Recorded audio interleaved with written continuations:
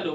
आज का जो हमारा टॉपिक है वह है relation between electric current and drift velocity. Last class में हमने ड्रिफ्ट वेलोसिटी के बारे में ये जाना कि जब कोई कंडक्टर के अंदर ड्रिफ्ट वेलोसिटी जनरेट होता है तो ड्रिफ्ट वेलोसिटी के कारण ही इलेक्ट्रिक चार्जेस या फिर फ्री इलेक्ट्रॉन्स इलेक्ट्रिक कंडक्टर के अंदर फ्लो करते हैं और मूव कर पाते हैं। अगर ड्रिफ्ट वेलोसिटी नहीं होगा तब वह उसमें रहने वाले जो फ्री इलेक्ट्रॉन्स है वो भी मूव नहीं कर पाएंगे, और जब मूव नहीं करेंगे तो इलेक्ट्रिक करंट जनरेट नहीं होगा।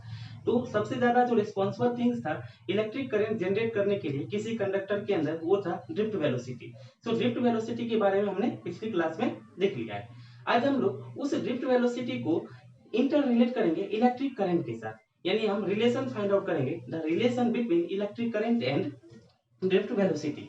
तो समझते हैं कि इसका कैसे बनेगा रिलेशन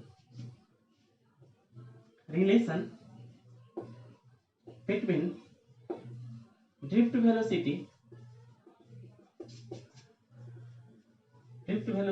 एंड इलेक्ट्रिक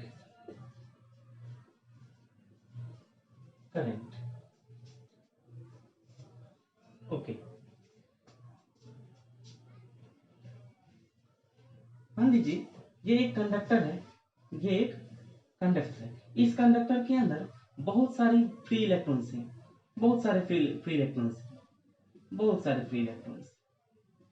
अनगिनत फ्री इलेक्ट्रॉन्स। ठीक है, ये फ्री इलेक्ट्रॉन्स इसमें भरे हुए। इन्हीं में से मैं क्या करता हूं, कुछ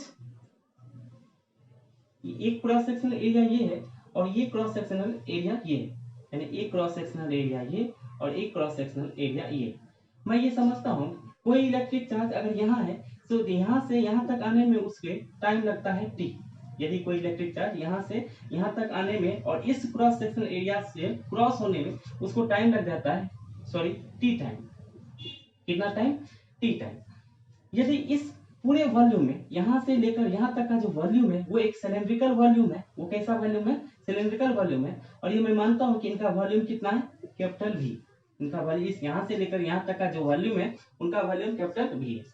इस वॉल्यूम में, इस पूरे वॉल्यूम में जो नंबर ऑफ इलेक्ट्रॉन्स है वो number of electrons capital N है। यानी मैं ये कह रहा हूँ यहाँ से लेकर यहाँ तक जो वॉल्यूम है उस वॉल्यूम में टोटल नंबर ऑफ इलेक्ट्रॉन्स कितने हैं? तो वो N है।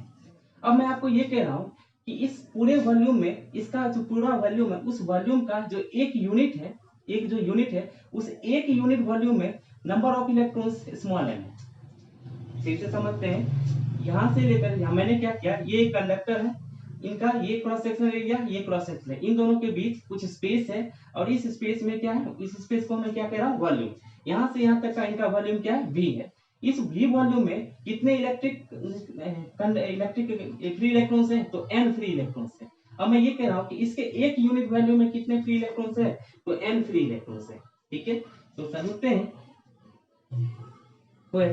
और इस यहाँ जो इलेक्ट्रिक चार्ज है, इस चार्ज को यहाँ तक आने में जो टाइम लगा वो क्या है? t टाइम लगा। और डिस्टेंस कितना है? यहाँ से यहाँ तक का डिस्टेंस d डिस्टेंस है, यानी मैं इसको अभी d से नहीं लेंथ l से जनरेट कर रहा हूँ। ठीक है, तो n क्या है? Number of free electrons per unit volume. इसे ही हम बोल रहे हैं इलेक्ट्रॉन डेंसिटी।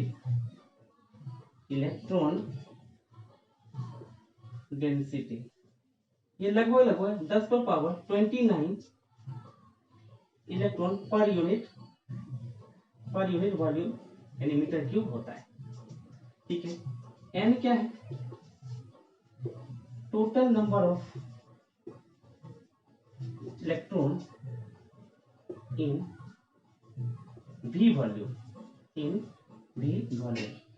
ठीक है। अब ये n होगा कितना? एक यूनिट में n इलेक्ट्रॉन है, तो पूरे V यूनिट में कितना इलेक्ट्रॉन होगा? तो Vn इलेक्ट्रॉन होगा, तो Vn।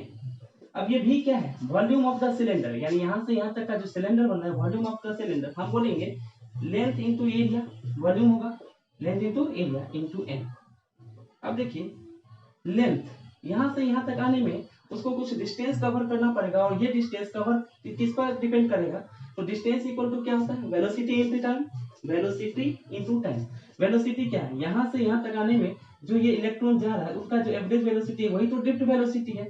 तो हम बोलेंगे तो क्या बोल सकते हैं, ड्रिफ्ट लेंथ इक्वल टू क्या बोलेंगे, ड्रिफ्ट वेलोसिटी इनटू यहाँ से यहाँ तक आने में टाइम कितना लगा, टी टाइम लगा, ठीक है, into area into N. Okay, अब यहाँ देखते हैं, ठीक है। तो एन क्या है, number of electrons, N equal to बनता है V D drift velocity into time into area. ये क्या है, क्रॉस सेक्शनल एरिया, ये जो एरिया है यही क्रॉस सेक्शनल एरिया है, और ये एन क्या है, इलेक्ट्रॉन डेंसिटी। ओके, अब मुझे बताइए total number of electric charge यहाँ कितना है। तो हम कहेंगे total number of electron n है, तो total number of electric charge e n होगा। Total number of electric charge in V volume, ये वॉल्यूम भी क्या है, यहां से यहां तक का वॉल्यूम है। Q इक्वल टू क्या होगा, E इंटू कैपिटल N। तो Q इक्वल टू बोलेंगे E, एक इलेक्ट्रॉन पर एक इलेक्ट्रॉन पर जो चार्ज होता है वो स्मॉल e के बराबर होता है। स्मॉल e कितना होता है, 1.6 इंटू 10 टू पावर -19 कूलम। तो E इंटू N, N की जगह पर क्या रखेंगे, drift velocity T E N N। ये हमारा क्या है, टोटल चार्ज, ये हमारा बन गया total charge in this volume. Now electric current क्या होता है, I इक्वल टू Q पर यूनिट टाइम। इस क्रॉस सेक्शनल एरिया से कितने इलेक्ट्रिक चार्ज क्रॉस होंगे एक यूनिट टाइम में, उसी को हम बोलते हैं 1 एम्पीयर करंट। तो Q इतना बना है E into V D T A N by T. ये T और ये T तो कैंसिल हो गया, सो बना अपने पास I equal to V D E N A. इसे याद रखने के लिए हम लोग ट्रिक से समझते हैं कि ये क्या है, वीना, मतलब V E N A, V for drift velocity, E for electric charge on one electron, N is electron density, या फिर यूं कहूं कि number of electrons per unit volume, और ये क्या है, cross sectional area of the conductor. तो इतना मटेरियल है, ये सब क्या है, डिपेंड कर रहा है किस पर, इलेक्ट्रिक करंट पर। ये सब डिपेंड कर रहा है इलेक्ट्रिक करंट पर। ओके, यहाँ देखिए ये रिलेशन है इलेक्ट्रिक करंट और ड्रिफ्ट वेलोसिटी का। इससे आगे बढ़ते हुए हम लोग इसके बारे में कुछ और कह सकते हैं। क्या कह सकते हैं, यहाँ देखिए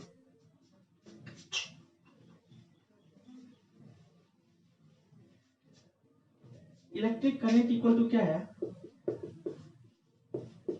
वी ना। क्या मैं इस ड्रिफ्ट वेलोसिटी की जगह पर इसका जो प्रीवियसली मैंने वैल्यू फाइंड आउट किया था -E, सिर्फ मैग्नीट्यूड लेता हूँ, E by m into tau, ये ड्रिफ्ट वेलोसिटी था, into E N A।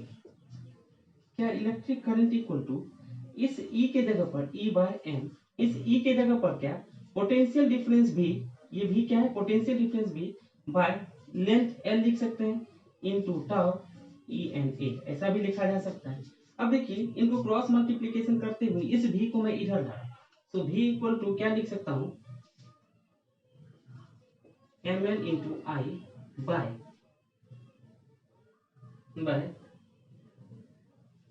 E into E square N A, E square N A into tau. ये टर्म देखिए और इस टर्म को देखिए, आपको कुछ नजर आ रहा होगा। क्या नजर आ रहा है, हमें पता है V equal to R into I Coulomb's law होता है। V equal to R into I क्या होता है, कूलम्स लॉ होता है। तो V इक्वल टू ये जो टर्म है और ये, तो क्या इस टर्म को मैं R बोल सकता हूँ, resistance. So R equal to M into L by E square N A tau. ये टाउ क्या है, रिलैक्सेशन टाइम। टाउ क्या है, रिलैक्सेशन टाइम, और ये वो टाइम है जब दो टक्करों के बीच का टाइम इंटरवल बताता है। ठीक है, so this is the resistance, this is the resistance. तो यहाँ से रेजिस्टेंस के लिए भी फॉर्मूला आ गया कि रेजिस्टेंस किस पर डिपेंड करता है, mass of electron, length of conductor, e क्या है, e the electric charge on one electron, n क्या है इलेक्ट्रॉन डेंसिटी, ए क्या है क्रॉस सेक्शनल एरिया, टाउ क्या है रिलैक्सेशन टाइम, ये टाउ क्या है रिलैक्सेशन टाइम। तो इस तरह से हमारा इक्वेशन फाइंड आउट होता है। पहले तो रिलेशन हमने फाइंड आउट किया, drift velocity and electric current. तो electric current equal to drift velocity v into en है।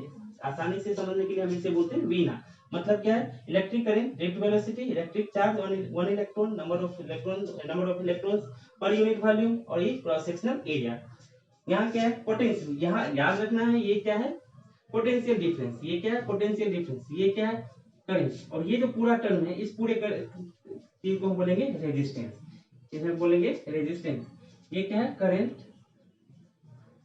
और ये रेजिस्टेंस, और ये पोटेंशियल डिफरेंस भी।